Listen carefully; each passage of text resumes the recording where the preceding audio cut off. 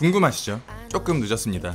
빌런입니다. 이번에 리뷰할 브랜드는 카시오, 모델은 EFK100XPB 카시오 최초의 오토매틱입니다. 소중한 시계를 대여해주신 구독자님께 감사드립니다. 카시오는 지구인에게 사랑받는 유일한 시계 브랜드입니다. 대중 덕후 시계 애호가 나이가 많든 적든 아시아에서 태어났든 아프리카든 남극이든 북극이든 그 어떤 요인에도 상관없이 지구에 태어난 이상 누구나 한 번 정도는 손목 위에 카시오를 올리게 되고 누구나 한 번쯤은 손목시계에 대한 꿈을 꾸게 됩니다. 이 카시오라는 시계 브랜드가 사랑받는 이유에는 여러 가지가 있겠지만 그 중에서 제게 가장 의미 있게 다가오는 카시오의 존재 이유는 필요 이상의 과시를 거부하는 스탠스를 가지고 있다는 점입니다. 세상에서 가장 저렴하면서 클래식 워치메이커에 녹아든 거품과 소비자를 호구로 보는 사치품 브랜드의 갑질에 저항하면서도 가장 진보적이니까요. 제게는 카시오가 미생의 장그레고 조선의 정약용이면서 지미 핸드릭스입니다. 그런데 이런 카시오가 메스티지 기계식 시계 브랜드로의 진입을 선언했습니다. 그러면 카시오에 대한 평가 기준도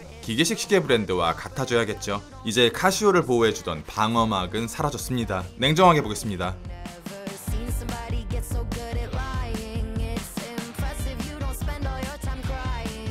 일체형 스틸 스포츠 워치입니다. 요즘 시계 시장에서 스틸 스포츠 워치는 단순한 디자인의 분류가 아닌 것 같아요. 하나의 장르이자 하나의 세계관이 되어버렸습니다. 패션의 유행은 돌고 돈다고 하는데 시계 씬에서 스틸 스포츠의 강세는 이상하게도 점점 더 강해지는 것 같아요.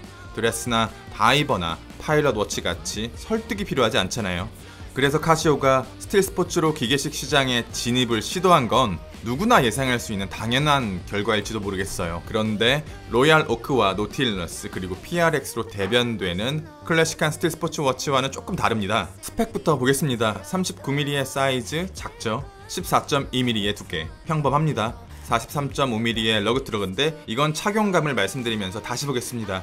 일체형 디자인으로 의미는 없지만 24mm 러그 88g 러버 기준 평범한 무게 실구매가 65만원 정도 한국에 정식으로 출시가 된다면 더 비싸질 것 같아요. NH35 41시간의 파워 리저브 세이코의 저가 범용 무브먼트를 빌려왔습니다. 사파이어 글래스로 무반사는 없는 듯하고 미네랄 케이스백으로 엉덩이를 막아두었습니다. 스크래치 조심해야겠네요. 10바 100m 방수 충분합니다. 39mm 밖에 되지 않습니다. 현대적인 스포츠워치를 지향하는 듯한 방향으로는 이상적인 사이즈입니다. 그런데 43.5mm의 러그트러그는 이 일체형 시계에서 크게 의미가 없어요. 거대한 꼬추를 보유하고 있는 남성형 엔드링크거든요. 이 부분은 움직이지 않고 고정되어 있기 때문에 착용감에 영향을 미치는 실제 러그트러그는 무려 49mm나 되게 됩니다.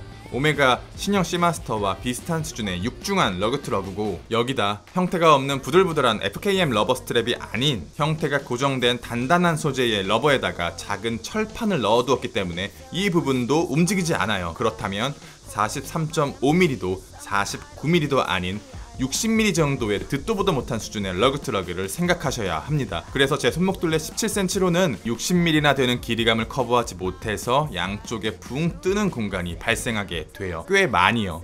러버의 단단한 형태를 뚫을 정도로 아주 타이트하게 스트랩을 조이면 상관없으나 그러면 손목에 피가 통하지 않아요. 참고로 말씀드리면 저는 착용감 측면에서 불편하다고 정평이 나 있는 티소의 PRX 40mm가 전혀 불편하지 않았습니다. 39mm라는 비교적 작은 사이즈 대비 위아래로 너무나도 긴 형태는 에러에 가깝지 않나 하는 생각이 들어요. 다이얼은요 기대 이상입니다. 카시오나 에디피스 엔트리 라인에서 볼 수 있었던 얇고 가볍고 작은 그 핸즈와는 완전히 다르고 정말 꽤 높은 수준의 피니싱과 흠잡을 데 없는 QC를 보여줍니다.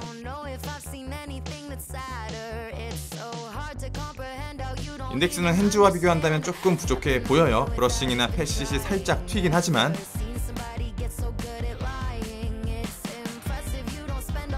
그래도 이 정도면 카시오의 철학에 가까운 해자 디테일을 보여준다고 생각해요. 그런데 데이트 창이 너무 외로워요. 카본 다이얼을 자른 지저분한 절상면이 그대로 노출되어 있고 데이트의 위상도 너무 깊어서 이 정도 퀄리티로 데이트를 뚫었어야 했나? 이 모델이 스틸이 아니라 카본이라서 정확하게 케이스의 빌드 퀄리티를 말씀드리기가 조금 조심스러운데 실제 핸들링을 해보았을 때 이 정도면 케이스의 퀄리티는 꽤 잘 잡았다고 생각합니다. 완전히 평평한 사파이어 글래스가 다이얼을 덮고 있고요. 무반사는 약하거나 없는 것 같아요. 다이얼도 블랙, 케이스도 블랙, 무반사가 없거나 약한 글래스가 카본 다이얼의 매력을 감상하는데 일종의 장애물이 돼요. 추후에 급차이를 두면서 코팅을 발라주겠죠. 케이스백은 미네랄 글래스입니다. 스크래치에 약하다 보니까 주의하셔야 하고 고양이 기재된 NH35의 나체가 그대로 노출되어 있어요. 야하죠. 어떠한 작업도 들어가지 않은 날것의 NH35에서 공장에서 막 뽑힌 쇠 냄새가 케이스백을 뚫고 나옵니다. 시계는 중국에서 조립되었네요. 무브먼트는 NH35 세이코의 저가 범용 무브먼트입니다. 오토매틱과 핸드 와인딩이 둘 다 지원되면서 양방향 로터 41시간의 파워 리저브, 마이너스 20초 플러스 40초의 매우 큰 1호차, 그리고 로터가 감길 때마다 특유의 웅웅거림이 있는데 자세히 들어보면 애기 개구리가 우는 소리가 납니다. 세이코보다 훨씬 더 큰 기업인 카시오가 자기보다 작은 기업의 저가 범용 무브먼트를 빌려왔다는 사실 자체로 약간 짜친다는 느낌이 들기도 합니다만, 현실적으로 새로운 기계식 무브먼트를 개발하는 건 미친 짓에 가깝기 때문에 시티즌의 미오타냐, 세이코의 농협이냐인데, 아무래도 카시오 입장에서 시티즌은 껄끄러운 상대일 수밖에 없습니다. 겹치는 시장이 많거든요. 스틸 부분의 마감은 평소 카시오 저가 라인에서 보여주었던 살짝 무딘 패킷과 거친 브러싱 마감이 발려 있어요. 버클은 얇고 작고 편한데 케이스 헤드 외에는 무지막지한 원가 절감이 들어가는 카시오의 특징이 그대로 적용되어 있습니다. 카본은 시계씬에서 그렇게 대중적인 소재는 아닙니다. 세라믹과 마찬가지로 가벼우면서 강한 강도를 가지고 있는 복합 소재로 골드나 플래티넘이 주지 못하는 상당히 힙한 감성과 스틸이나 세라믹으로는 낼 수 없는 특유의 입체감, 그리고 정제되지 않은 하이테크 감성이 있어요. 그런데 그 개성만큼이나 호불호가 심하게 갈립니다. 카본이 가진 색감과 질감 자체만으로 튀어요. 그리고 튄다는 건 쉽게 물릴 수 있다는 뜻이고요. 개인적으로 제가 카본 소재의 시계를 구입하지 않는 건 시계에 적합한 강도를 가진 카본 소재를 조형해낼 수 있는 시계 브랜드가 그렇게 많지 않기 때문입니다. 하이 퀄리티 카본을 형성해내는 데는 많은 돈이 필요하고, 리차드 밀, AP, 오메가, 파네라이 같이 기본 단가가 센 브랜드들만이 좋은 퀄리티의 카본을 시계에 활용할 수 있어요.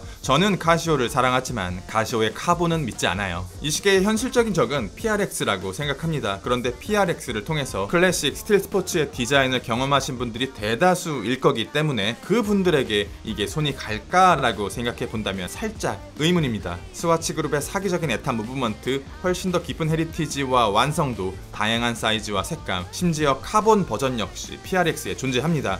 아직 스틸 스포츠를 구입하지 않은 분들에게는 가격적인 측면에서 PRX 쿼츠에게 밀리고, 오토매틱과 카본을 구입하신 분들이 굳이 다운그레이드를 할 필요는 없겠죠. PRX와 이것은 디자인의 근본이 다른 스틸 스포츠다 라고 생각을 하신다면, 더 상위에는 크리스토퍼 와드의 12가 있고 그 위에는 차팩의 남극이 있습니다. 사람들이 누군가에게 실망할 때가 언젠지 아십니까? 행동과 말이 다를 때, 내가 과거에 했던 말이 현재의 나를 저격할 때입니다. 지금 카시오가 비슷한 상황에 놓여 있는 것 같아요. 카시오는 이렇게 말해왔는데,